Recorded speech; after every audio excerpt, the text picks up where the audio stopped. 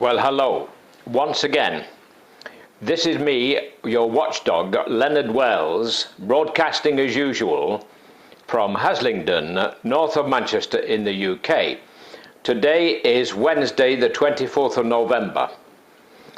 I'm going to talk to you a little bit about the Conservative Party and our present government. I did warn you before the election what would happen if you voted Conservative. And exactly as I predicted, it has happened. All we ever hear from morning till night is cut, cut, cut, cut, cut, cut, cut. That's all they seem capable of doing is cut, cut, cut, cut, cut. It was the same in the time of previous Conservative governments. Now, it seems a bit odd to me because I was born in 1940 when we fought Hitler to the death, and between us and the rest of the world we won. It was a heck of a battle. Battle of Britain was one of our finest hours, and we have Churchill and a lot of brave young men flying around in tiny little aeroplanes to thank for that, and many of them gave their lives. And my father also died, but he was in the army.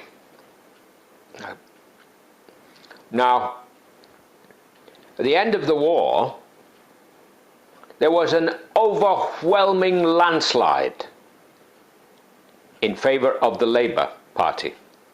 A huge landslide. The Conservatives were thrown out lock, stock and barrel.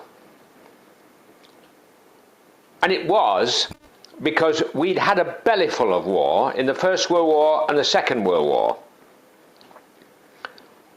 And we wanted fair shares for all. And we felt that we'd fought for it. So we voted Labour in. And within a short space of time, we had the railways were nationalised, the mines were nationalised, and all the power companies and water companies were nationalised, and so on and so forth. And the health service came into being. And millions of council houses were built, and millions of people had a roof over their head. But what has happened since the Labour Party were thrown out and the Conservatives came in? Well, the Conservatives set about, and particularly under Mrs. Thatcher, negating everything that Labour did. So we seem to swing this way and we swing that way. 1 minute in Labour comes in and spend, spend, spend, and Conservatives come in and cut, cut, cut. Seems a bit weird to me. Anyway, Mrs. Thatcher gave all our earnings from the North Sea oil and gas away to the rich in tax cuts. Whereas in Norway, the government there invested it on behalf of the people. Now the Norwegians, and there are not many of them compared to our population, they have a fund which contains 1% of all the world's assets for their people. Here we seem to have bugger all, if you pardon my French. And we seem to sell everything off.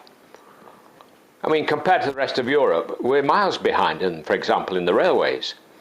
Spain and France and Italy and Germany have hundreds of miles of high-speed electric rail. We've hardly got any. And the bit that we've just finished from London to Folkestone and under the Channel Tunnel, we sold it off to a pension fund from Canada, School Teachers Pension Fund. Is nothing sacred? Do we not own what we've got? Well, while we're on about cutting, let's cut some of the things that they don't talk about. I mean, what are we doing with thousands of troops still stationed in Germany, for example? What are they going to do? What's the idea? I mean, is it to stop the Russian hordes or Genghis Khan and the Mongols from galloping across? Is this the idea? I don't know how many millions it costs, but it's quite a lot. And then they're talking about building an aircraft carrier which won't have any aircraft on it. Well, who's crazy, them or us? Then we have the Falklands. Mrs. Thatcher stamped her foot and went to war over a rock, almost at the South Pole. A lot of people died, and it cost us an arm and a leg, and it's cost us a fortune since to keep troops down there. And the Argentinians, who claim those islands, curse us. Now, if we're going to have to cut benefits from old age pensioners and from the hard up, the poor, then I think we ought to consider the unthinkable and get down and talk with the Argentinians and find a way of coming to some solution. Because it's crazy that we have to keep troops thousands upon thousands of miles away for a rock that nobody else really wants. Now, I'm not going to be unfair about it. Let's suggest, for example, that any of the people who live there, who'd like to come and live here, if we do decide to give it up, we would offer them a similar property, a farm perhaps in Scotland or in the hills of Wales or whatever, or a house somewhere, in return, because it would be cheaper. Cut. And we could say to the Argentinians, look, we've invested a lot of time and effort in this place. We'd like to come to some arrangement. There may possibly be oil down there. If we give it to you, if we let you take it over, we want guaranteed security for any people who remain there. And also, if there's any oil, we want a share of the profits. Then we would all be happy, and we would save all those millions of pounds.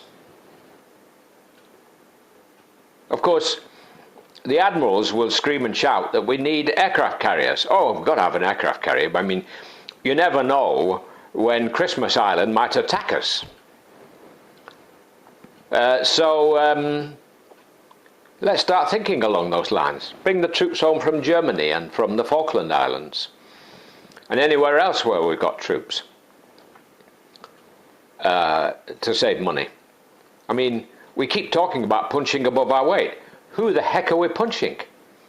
We're just a small island. We're in NATO, for heaven's sake. If any of us were attacked, everybody else comes to our rescue. Hardly anybody's going to think about attacking NATO or attacking Europe.